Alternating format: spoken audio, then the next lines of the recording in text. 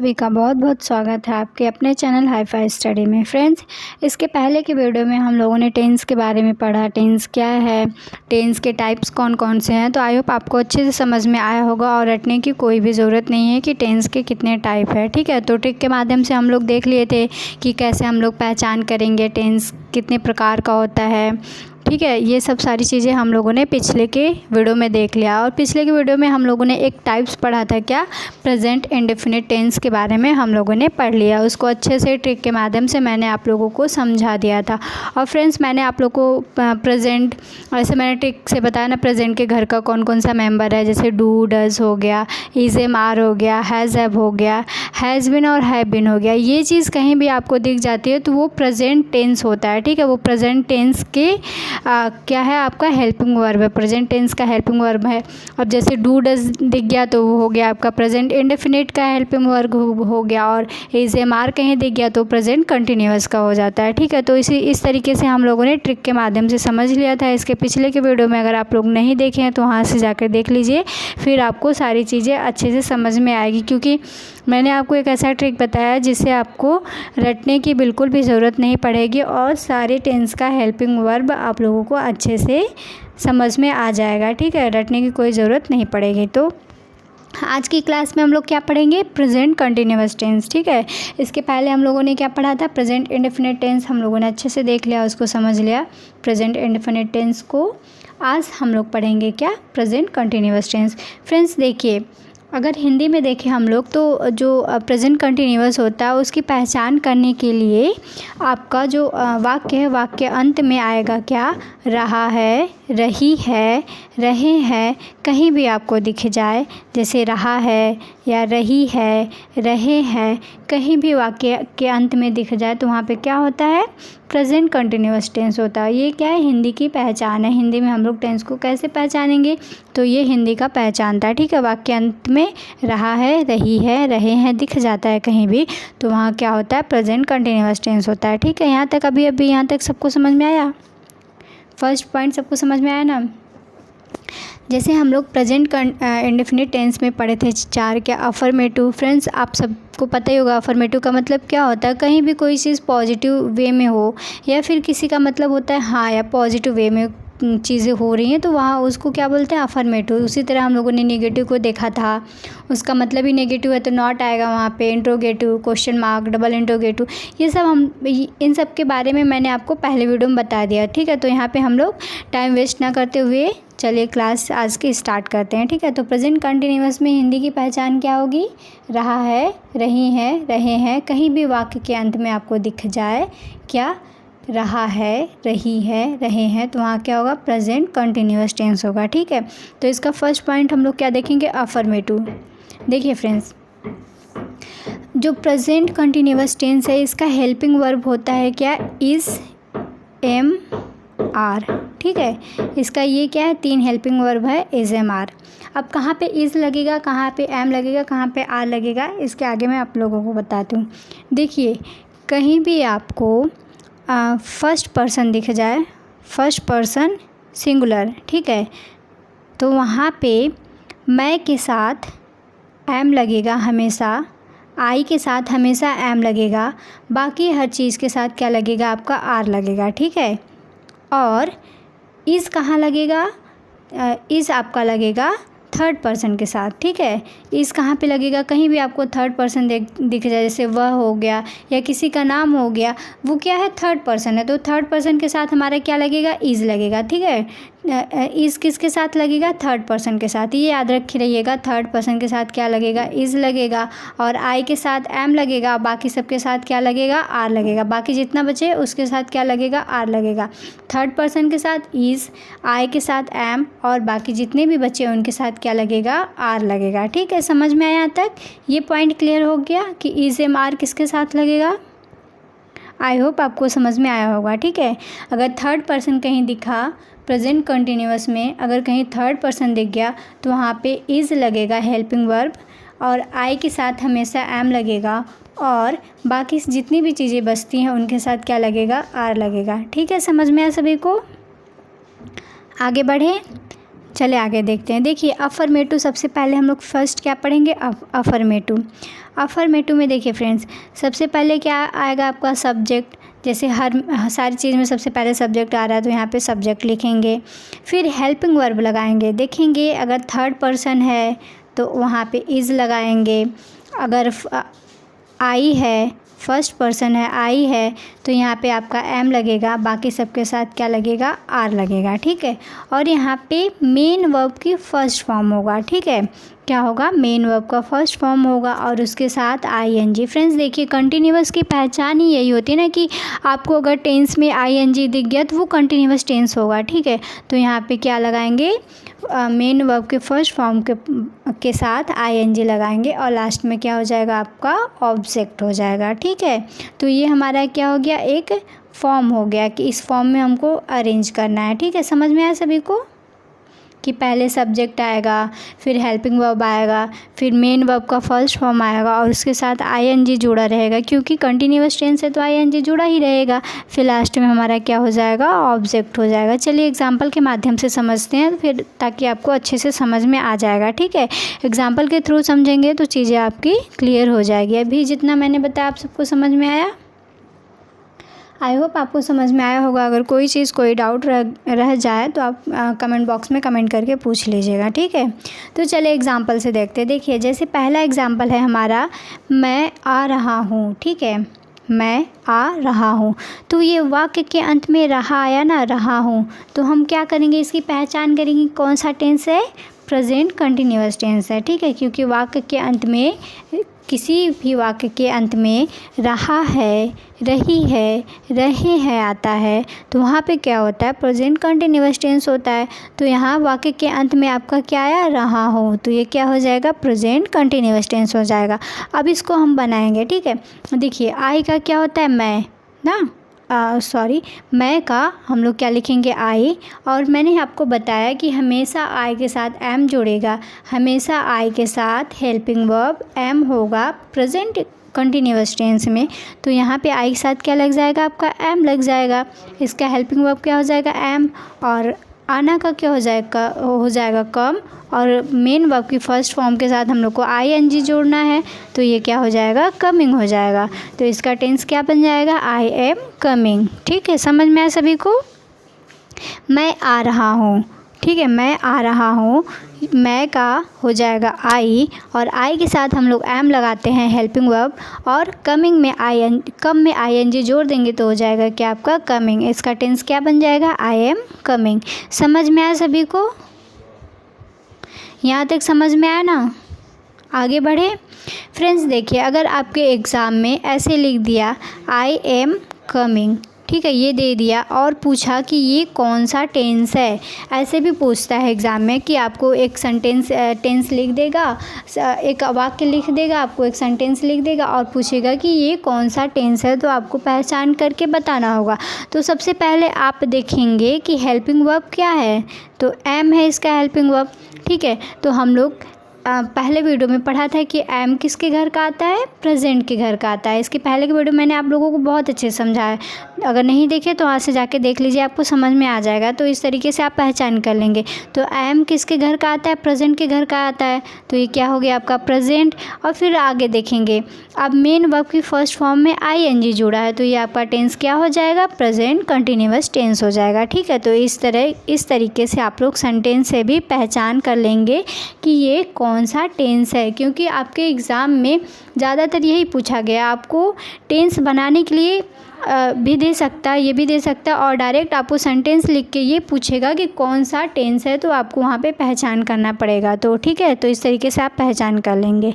समझ में आया, पहली वीडियो आप लोग देख लीजिएगा, वहाँ से आपको बहुत हेल्प मिल जाएगी टेंस को पहचान करने की। आगे बढ़े, चले आगे देखते हैं। देखिए नेक्स्ट एग्जाम्पल है हमारा, वह परीक्षा की तैयारी कर रहा है। ठीक है, क्या है नेक्स्ट, वह परीक्षा की तैयारी कर रहा है। देखिए वह क्या है हमारा, ये थर्ड पर्सन है ना, ये थर्ड पर्सन है ना फ्रेंड्स, तो इसके साथ क्या लगेगा, हेल्पिंग वर्ब इज़ लगेगा। तो वह का हो जाएगा ही, हेल्पिंग वर्ब आपका हो जाएगा हीज़, तैयारी का क्या होता है, प्रिपरेशन होता है। तो प्रिपरेशन में हम लोग क्या जोड़ देंगे, ING जोड़ देंगे। तो क्या हो जाएगा, he is preparing for exam. किसके लिए प्रिपेयर कर रहा है, एग्ज़ाम के लिए, ठीक है। He is preparing for exam, वह का ही हो जाएगा, हेल्पिंग वर्ब इज़ हो जाएगा। तैयारी का हो जाएगा प्रिपेयरिंग, और किसकी तैयारी कर रहा है, परीक्षा की, तो फॉर एग्ज़ाम, ठीक है। तो ये इसका क्या हो जाएगा, इसका आपका टेंस, वह परीक्षा की तैयारी कर रहा है, इसको हम लोग he is preparing for exam इस तरीके से बना सकते हैं, ठीक है। अब आपके एग्ज़ाम में लिख के दे दिया, सिर्फ इतना लिख के दे दिया, he is preparing for exam, पूछा कौन सा टेंस है, तो आप कैसे पहचानेंगे, देखेंगे पहले आपका हेल्पिंग वर्ब क्या लगा है, इज़ लगा है। तो मैंने बताया कि इज़ किसके घर का है, प्रेजेंट के घर का है, तो यहाँ पर आप लिख देंगे प्रेजेंट। और फिर मेन वर्ब की फर्स्ट फॉर्म के साथ ING जुड़ा है, तो मेन वर्ब की फर्स्ट फॉर्म के साथ ING किस में जुड़ता है, कंटिन्यूअस में। तो आप इसको बता सकते हैं कि ये है प्रेजेंट कंटिन्यूअस टेंस है, ठीक है। तो इस प्रकार आप टेंस की पहचान कर सकते हैं, ठीक है फ्रेंड्स, समझ में आया तक। चलिए आगे देखते हैं, देखिए आगे क्या है। नेक्स्ट हमारा एग्जाम्पल है, तुम हमारे बारे में सोच रहे हो, ठीक है। सबसे पहले हम हिंदी का पहचान करेंगे, रहे हो आया तो प्रेजेंट कंटिन्यूअस हो गया, ठीक है। तो इसको चलिए बनाते हैं, देखिए तुम का हो जाएगा यू, मैंने बताया है आप लोगों को थर्ड पर्सन के साथ इज़ जोड़ते हैं और आई के साथ एम जोड़ते हैं, बाकी सब के साथ आर लगाते हैं। तो यहाँ पे जो तुम है ये क्या है, सेकंड पर्सन है, आप सभी को पता है ना, ये सेकंड पर्सन है, तो हमारा इसके साथ क्या आ जाएगा, आर आ जाएगा। हेल्पिंग वर्ब क्या हो जाएगा, आर। यू आर, सोचना का होता है थिंक, इसमें ING जोड़ेंगे, थिंकिंग अबाउट मी, तुम हमारे बारे में सोचते हो, you are thinking about me, ठीक है। तुम हमारे बारे में सोच रहे हो, तो इसका क्या बन जाएगा, you are thinking about me, ठीक है। समझ में आया यहाँ तक सभी को, आई होप आपको समझ में आया हो। अगर कोई भी डाउट रह जाए, कहीं भी नहीं समझ आए, तो आप प्लीज़ से पूछ लीजिएगा, ठीक है। चलिए ठीक है, आगे बढ़े, आगे की क्लास में देखें, आगे का देखें। चले आगे पढ़ते हैं फ्रेंड्स। देखिए अब हम लोग नेक्स्ट क्या पढ़ेंगे, नेगेटिव। देखिए नेगेटिव में आपको कुछ नहीं करना है, बस हेल्पिंग वर्ब के बाद नॉट लगा देना है, ठीक है। नेगेटिव में क्या करना है, नॉट लगा देना है, किसके बाद, हेल्पिंग वर्ब के बाद आपको क्या लगा देना है, नॉट लगा देना, बाकी कुछ नहीं करना है। सारा फॉर्म आपका सब उसी तरीके से रहेगा, सब्जेक्ट आएगा, फिर हेल्पिंग वर्ब आएगा, फिर बीच में नॉट लगाना है, मेन वर्ब की फर्स्ट फॉर्म आएगी, फिर ING आएगा, फिर ऑब्जेक्ट आ जाएगा, ठीक है। यहाँ पे बस क्या करना है, बीच में नॉट लगाना है, सिंपल सा है। चलिए एग्जाम्पल के थ्रू समझते हैं। देखिए मैं तुम्हारे साथ नहीं आ रहा, मैं तुम्हारे साथ नहीं आ रहा, मैं का हो जाएगा आई, और आई के साथ एम लगता है तो एम लगा देंगे, और हेल्पिंग वर्ब के बाद नॉट जोड़ना है तो यहाँ पे नॉट जोड़ देंगे। आना का हो जाएगा कम, इसके साथ ING जोड़ देंगे तो कमिंग हो जाएगा विद मी, ठीक है।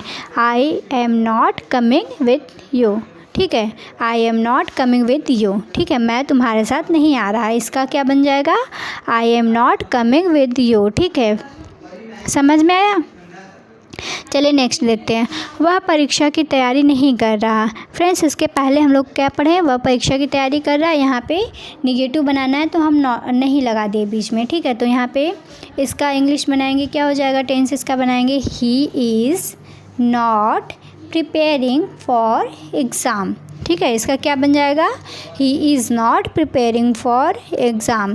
फ्रेंड्स अगर आप लोग के पास इंग्लिश ग्रामर की बुक हो तो टेंस का आप लोग प्रैक्टिस ज़रूर से कर लीजिएगा, जितना ज़्यादा प्रैक्टिस करेंगे आपकी चीज़ें उतनी ही ज़्यादा क्लियर होगी, ठीक है। तो इसमें टेंस में प्रैक्टिस मांगता है तो आप लोग प्रैक्टिस ज़रूर से कीजिएगा, ठीक है। टेंस की पहचान करना तो मैं आप लोगों को बता दी हूँ कि कैसे पहचान करना है, तो आप लोग प्रैक्टिस ज़रूर से कीजिएगा ताकि आपका सारा डाउट क्लियर हो जाए। और कोई चीज़ अगर नहीं भी आए, जो चीज़ नहीं समझ में आए, उसको कमेंट बॉक्स में कमेंट करके पूछ लीजिएगा, ठीक है। चले आगे इंट्रोगेटिव का देखते हैं। देखिए फ्रेंड्स इंट्रोगेटिव कहीं भी रहे तो वहाँ हम लोग जहाँ क्वेश्चन मार्क लगता है वहीं पे क्या होता है, इंट्रोगेटिव। इंट्रोगेटिव का मतलब ये है क्वेश्चन करना, वाक्य के अंत में क्वेश्चन मार्क जरूर से लगा होता है, ठीक है। तो हम लोग इसका फॉर्म क्या हो जाएगा कि पहले क्या लगाएंगे, हेल्पिंग वर्ब जो है वो पहले आ जाएगा। इसमें सिर्फ इतना याद रखना है कि सब्जेक्ट के पहले आपका क्या आ जाएगा, हेल्पिंग वर्ब आ जाएगा, ठीक है।